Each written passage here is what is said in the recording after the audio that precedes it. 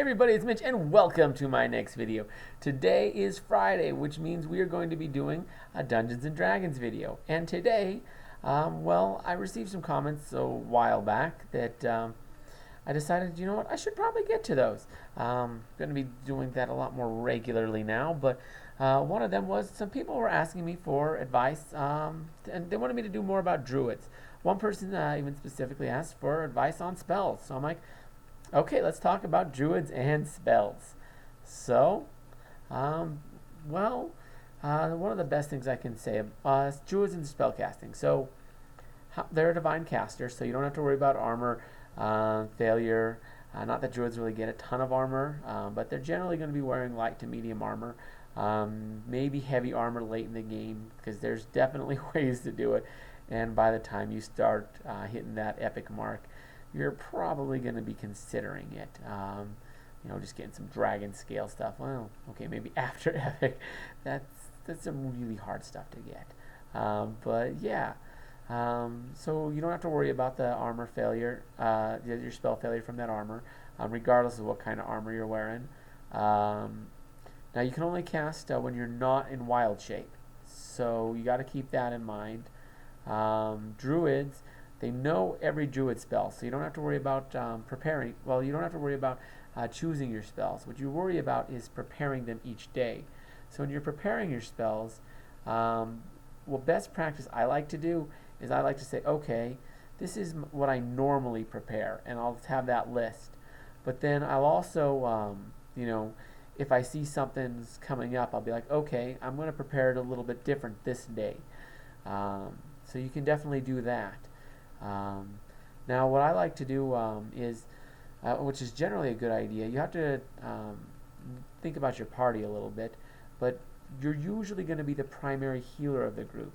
So you have to prepare so many healing spells in order to keep that group alive. So definitely want to keep that in mind. You probably shouldn't overboard yourself on that stuff. In fact, you can't even do anything for your second level spells as healing, but everything other than second level can be healing. So definitely probably somewhere between a quarter and half of your spells as healing spells, just because you're probably going to need that for the simple fact of trying to stay alive, both for you and your party. Because like I say, you're likely going to be the primary healer, unless you happen to have like a cleric in the group who is the primary healer, or maybe you share the role. If that's the case, you can cut back on the healing spells a little, particularly seeing as the cleric, if he's good, doesn't need to prepare those healing spells. But generally, I'd say about a quarter to half. Now, you got to think about what kind of character do you want him to be. Are you going to be a combat druid, like the kind that goes out there and starts hacking and slashing, kind of like a fighter type? If that's the case, you want your buff spells.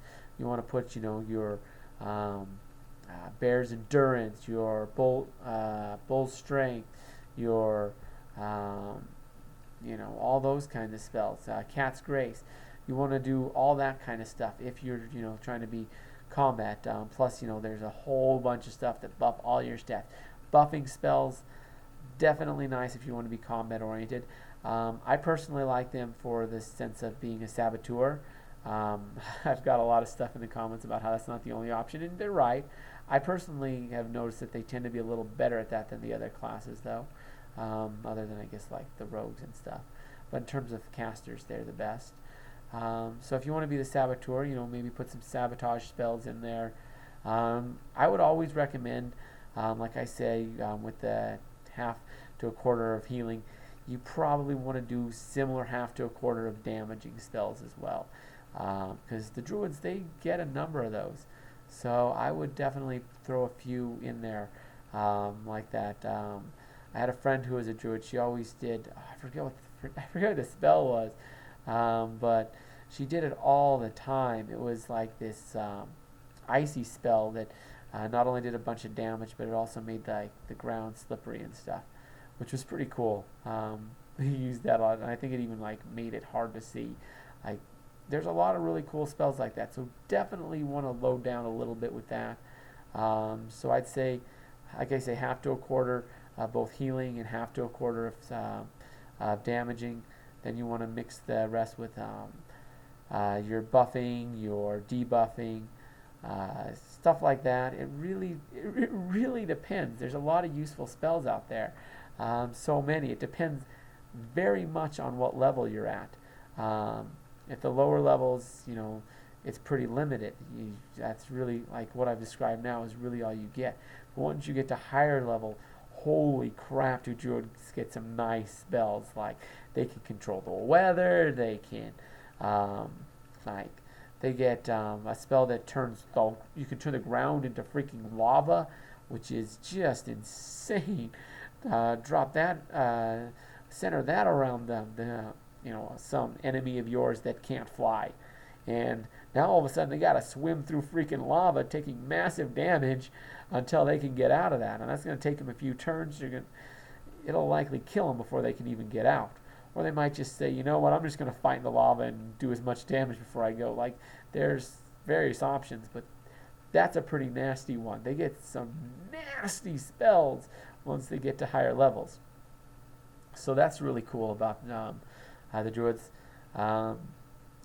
Yeah, I guess that's really it for the most part, without going like super in detail into things. But yeah, let me know what you guys think. I'd love to hear from you guys in the comments below. What you think about Druids and their spell casting abilities. What are some spells you particularly like? What's the name of that spell? I forget. I could probably look it up. I just didn't.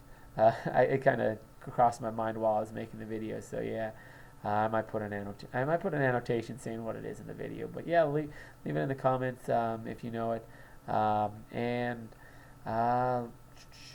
Yeah. Anyways, also if you enjoyed this video, consider sharing it with your friends. Let them see it too.